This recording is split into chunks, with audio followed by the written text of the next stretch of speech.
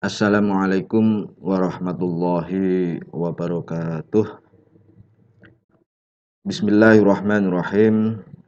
Alhamdulillahilladzi arsala rasulahu bil huda wa dinil haqqi liyudhhirahu 'alad dini kullihi walau karihal musyrikun. Asyhadu an la ilaha illallah wahdahu la syarikalah wa asyhadu anna Muhammadan abduhu wa rasuluh. Allahumma shalli wa sallim wa barik ala habibina wa syafi'ina wa qurrati a'yunina sayyidina wa maulana Muhammadin wa ala alihi wa sahbihi wa man tabi'ahu bi ihsanin ila yaumiddin. Amma ba'du. Bismillah, anak-anakku kelas 6 yang berbahagia. Alhamdulillah pada pagi hari ini kita bisa bertatap virtual lagi pada pelajaran akidah akhlak. Namun sebelum kita memulai pelajaran pada pagi hari ini, marilah kita berdoa. Semoga apa nanti yang kita peroleh, yang kita terima, yang kita dapat, ada hikmah, ada berkah, ada manfaatnya bagi kehidupan kita. Ila hadini wa syafaati Rasulillah wa ala man salafus salih wa ala man muassis hadhil madrasah syailahumul Fatihah.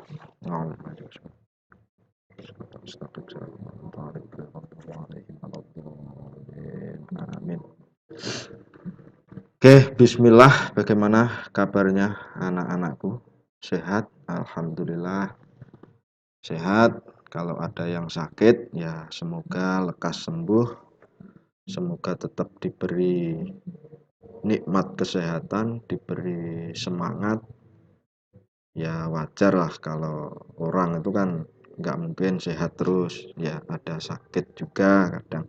Ya itu adalah tandanya kita masih hidup gitu. Jadi perlu kita syukuri. Oke, pada hari ini kita akan belajar pelajaran akidah akhlak bab pertama di semester 1 ini ya.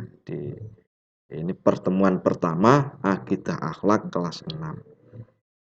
Di sini pelajaran materinya adalah kalimat thayyibah istighfar. Silahkan dibuka di imterannya bisa.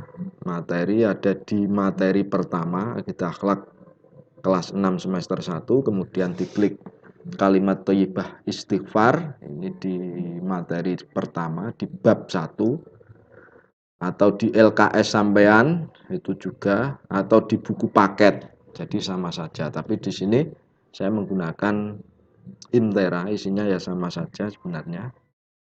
Jadi biar nanti dalam penilaian pembelajarannya bisa terorganisasikan dengan mudah. Seperti itu. Oke, baik, kita mulai. Kalimat thayyibah istighfar. Istighfar. Kita setiap hari pasti mendengar istighfar. Kadang secara tidak langsung kita juga mengucapkan istighfar. Astaghfirullahaladzim. Seperti itu. Setelah sholat kita juga sering istighfar. Setelah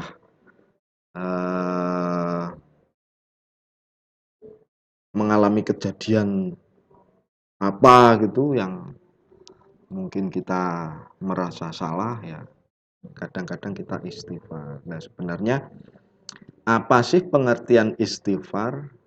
Kemudian apa sebenarnya hikmah kita beristighfar itu? Dan yang terakhir adalah sikap rendah hati dan pemaaf. Nah, nanti akan kita bahas 3 itu. Jadi pengertian istighfar itu apa? Oke, kita masuk.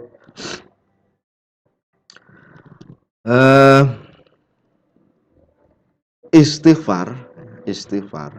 Kalimat thayyibah istighfar adalah kalimat atau perkataan yang baik. Jadi ungkapan yang baik. Lawan kata dari baik itu kan buruk. Berarti kalau kalimat thayyibah itu adalah kalimat yang baik, berarti ya harus sering kita lafalkan istighfar, karena kalimat istighfar adalah kalimat yang harus kita ucapkan saat kita melakukan sebuah kesalahan, baik kepada Allah, kepada teman, keluarga, adik, kakak, sesama manusia, atau seluruh ciptaan Allah. Ya, gitu. Jadi kalimat istighfar itu kita lafalkan ketika kita melakukan kesalahan. Tidak ada manusia yang terbebas dari kesalahan. Yang tidak pernah melakukan kesalahan itu ya tidak ada. Pasti semuanya, setiap orang pasti pernah melakukan sebuah kesalahan. Jadi namanya manusia, kalau orang Jawa kan mengatakan menus-menus kakean dosa, artinya bahwa manusia itu tempat salah dan lupa. Jadi tempat kesalahan. Jadi wajar kalau manusia itu melakukan sebuah kesalahan. Ya bukan berarti kita terus berbuat salah. Artinya di sini ada peluang bagi kita untuk melebur kesalahan kita, yaitu dengan bertaubat. Salah satunya dengan melafalkan kalimat thayyibah istighfar, astagfirullahalazim. Ini jangankan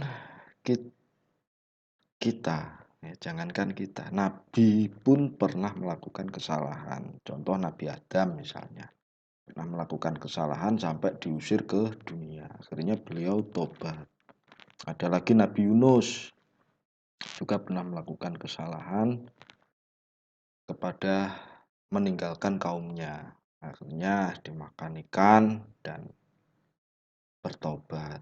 Dan masih banyak lagi nabi atau tokoh-tokoh besar, ulama-ulama besar yang karena bertobat dari kesalahannya sehingga menjadi orang-orang besar. Nah, ini maka kalimat thayyibah istighfar itu adalah bentuk upaya kita sebagai manusia yang penuh dengan kesalahan ini ingin memperbaiki diri.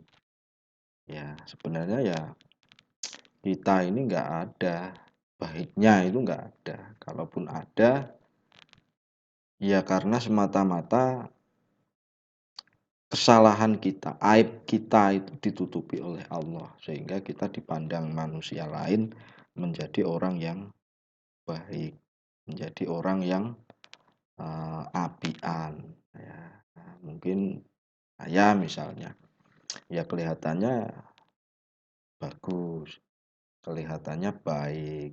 Itu kan menurut persepsi orang. Oh, Pak Muto sabar, apian karo murite, mungkin semacam itu. Tapi ya karena semata-mata orang menilai itu karena kesalahan saya mungkin ditutupi oleh Allah.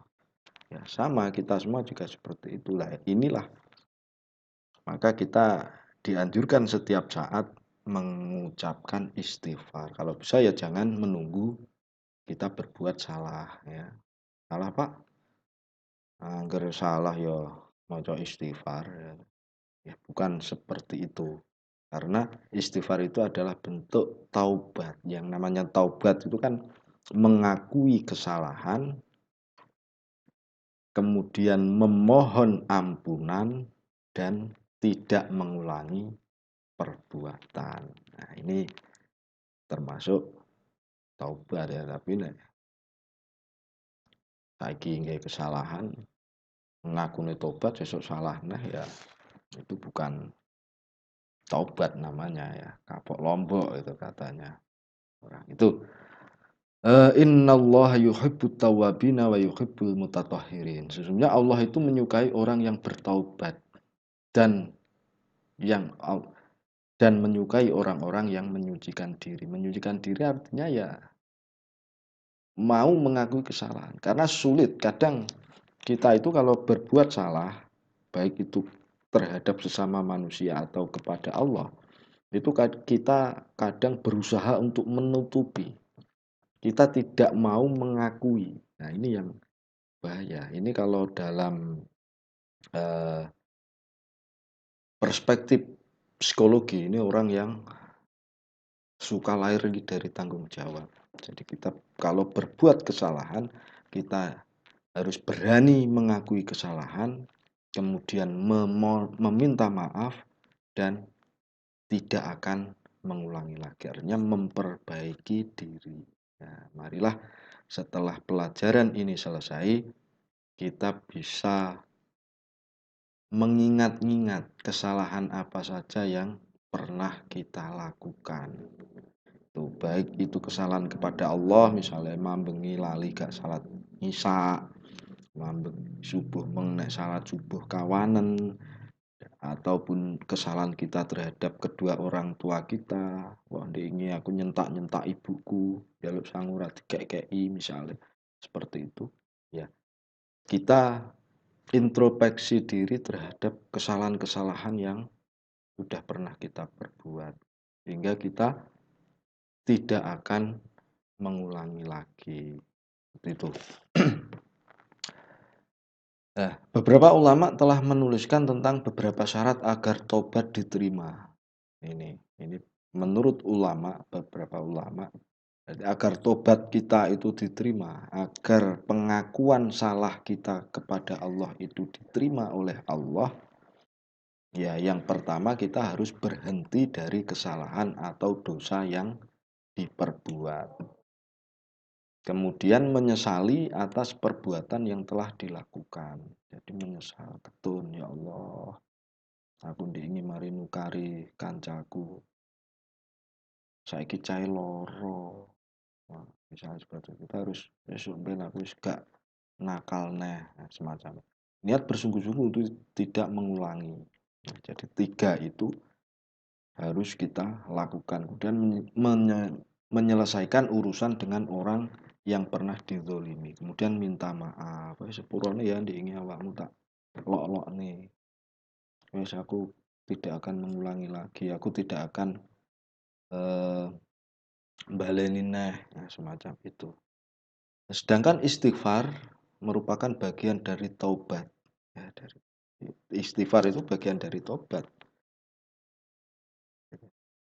Meski demikian, istighfar memiliki nilai yang tinggi di antara amalan-amalan kebaikan, khususnya dalam kelompok ibadah dan zikir. Maka diusahakan setiap habis sholat itu membaca istighfar. Kalau kita sholat jamaah maghrib misalnya itu kan pasti setelah salam, kemudian istighfar astagfirullahaladzim, alladzi la ilaha illa wal hayyul qayyum wa atubu ilaih, dan seterusnya. Kalau kita sholat sendiri ya kita bacalah istighfar minimal ya 33 kali. Kalau tidak ya 21 kali. Kalau kakean ya 3 kali. Atau 1 kali, yang penting membaca istighfar. Sambil mengingat-ingat kesalahan kita. Oke. Kemudian hikmah mengucapkan istighfar. Yang pertama, dihapuskan dosa dan kesalahan. Ini jadi Allah itu menyukai orang-orang yang bertobat dan maha pengampun. Asalkan kita mau mengakui kesalahan dan meminta ampun kepada Allah. Akan dihapus kejelekan dan diangkat derajatnya. Jadi keburukan-keburukan kita itu akan dihapus oleh Allah. Kemudian diangkat menjadi pada derajat yang lebih tinggi. Dimudahkan dalam segala urusan. Jadi kalau punya urusan yang sulit, yang rumit, ya ini akan dipermudah jalannya oleh Allah. Misalnya, suruh daring, iya Pak, HP ku amoh, bapak ibuku ya pas gong duwe rezeki, piye, itu satu permasalahan dan insya Allah akan dipermudah oleh Allah. Jelalah HP mbakku nganggur. Kena tak gawe dhisik. Semacam itu. Akan dilapangkan rezekinya. Nah, insya Allah kalau kita bertaubat, ya kita bertaubat akan dimudahkan segala rezeki kita. Rezeki itu tidak harus berupa uang ya. Rezeki itu bisa berupa kesehatan, bisa berupa kebahagiaan, macam-macam. Bisa berupa ketenangan, itu juga bagian dari rizki. Ya Allah, sekarang banyak sekali orang yang sakit, banyak sekali orang yang meninggal. Lah, mungkin dengan membaca istighfar dan mengakui kesalahan kita, ini kita akan diberi rizki. Salah satunya adalah kesehatan, salah satunya adalah ketenangan batin, kita diberi kebahagiaan. Karena itu memang tujuan dari hidup kita. Itu sebenarnya ya kita bisa bahagia di dunia dan bahagia di akhirat. Kita akan selalu mengingat Allah. Dan ini penting. Kadang sehari kita lupa pada Allah. Nah, dengan melafalkan istighfar, ini kita akan selalu ingat kepada Allah. Oke. Setelah bertaubat, setelah membaca istighfar, maka kita akan menjadi pribadi yang rendah hati dan pemaaf. Ini, kalau kita sering meminta maaf kepada Allah atas dosa kita, kita akan menjadi pribadi ini, rendah hati. Rendah hati itu, kalau dalam bahasa Arabnya biasanya disebut tawadhu. Rendah hati itu bukan tidak percaya diri ya, tetapi menyadari keterbatasan kemampuan diri kita sehingga orang tidak merasa angkuh dan sombong. Nah, ini penting. Rendah hati itu maksudnya adalah tidak sombong. Gak mentang-mentang, wah gila aku dah. Wah iya tuh sapa to sing wani karo aku. Nah, itu sombong namanya. Sombong itu hanya dimiliki oleh Allah. Karena Allah yang memiliki maha segala-galanya. Nah, salah satu kenapa iblis itu tidak dimasukkan surga, ya karena punya sifat sombong ini. Karena sejarahnya dulu kan yang tidak mau sujud kepada Nabi Adam karena merasa dirinya lebih tinggi daripada Adam. Nah, itu kan sifat sombong. Kita tidak mau minta maaf karena saya tidak merasa salah. Nah, itu juga salah satu bentuk kesombongan. Ya, sehingga kita bisa rendah hati. Ya, kita akui keterbatasan kita akui kesalahan kita. Karena orang itu tidak mungkin benar terus, tidak mungkin salah terus. Ya, pasti ada kesalahan di balik kebenaran, pasti ada kebenaran di balik kesalahan. Itu pasti. Jadi, ya kita tetap harus bersifat rendah hati. Itu ya. Nah, mengapa kita harus rendah hati dan pemaaf? Nih, karena agar kita lebih senang tidak dikenal daripada menjadi orang terkenal. Nah, ini maksudnya adalah seorang memiliki sifat tawadhu atau rendah hati. Ini hadis ya. Jadi ya kita menjadi diri kita sendiri. Kita gak usah tiru-tiru kayak wah aku tak niru artis kayak lah saya ngetop ya nggak usah. Kita menjadi diri kita sendiri. Gitu. Bersedia menerima kebenaran dari siapapun asal baik, termasuk dari adik kita. Kan kalau mengingatkan kita, mas, mbak ya leren nek HP-an ngegame. Nah, seperti itu. Kadang itu kata-kata baik, tapi karena yang mengatakan itu adik kita, merasa kita itu lebih dewasa, ya akhirnya tidak digubris, ya, semacam itu. Kemudian mencintai fakir miskin dan tidak segan-segan untuk bersama mereka. Karena derajat manusia itu kan sama. Yang kaya, yang miskin, itu sama saja. Derajat kemanusiaannya itu sama. Tidak ada yang lebih tinggi atau tidak ada yang lebih rendah. Bersedia mengurusi dan menunaikan kepentingan orang lain dengan sebaik mungkin.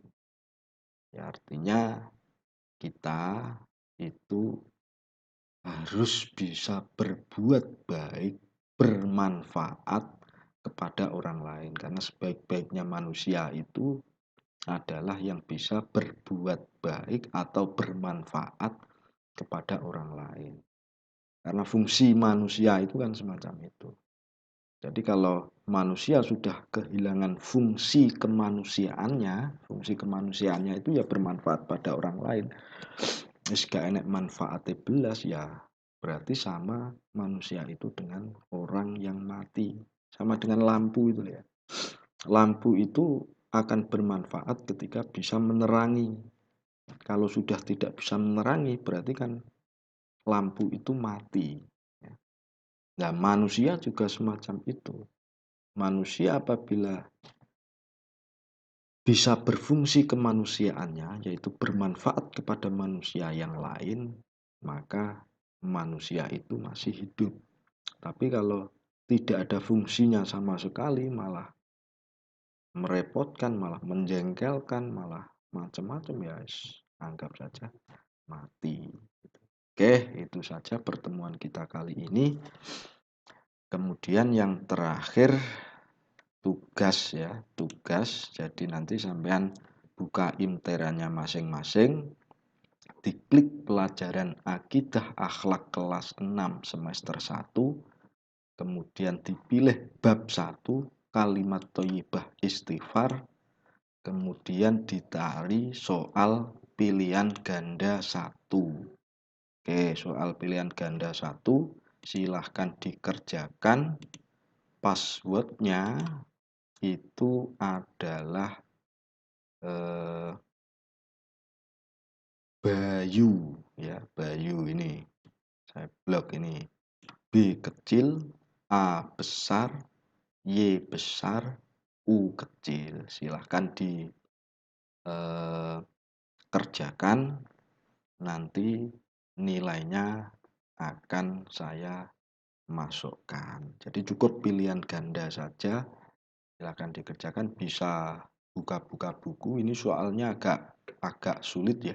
Agak sulit itu maksudnya soal ini sudah didesain untuk kita bisa berpikir kritis, bisa berpikir realistis ya. Jadi bukan hanya menyalin dari buku, bukan hanya menjawab istighfar artinya adalah, bukan hanya semacam itu, tapi bisa diterapkan pada kehidupan kita sehari-hari. Silahkan dinikmati soal-soalnya.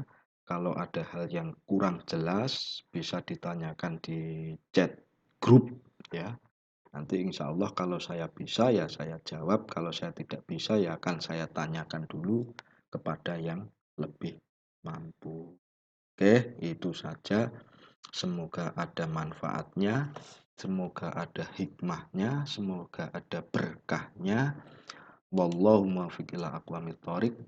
Wassalamualaikum warahmatullahi wabarakatuh.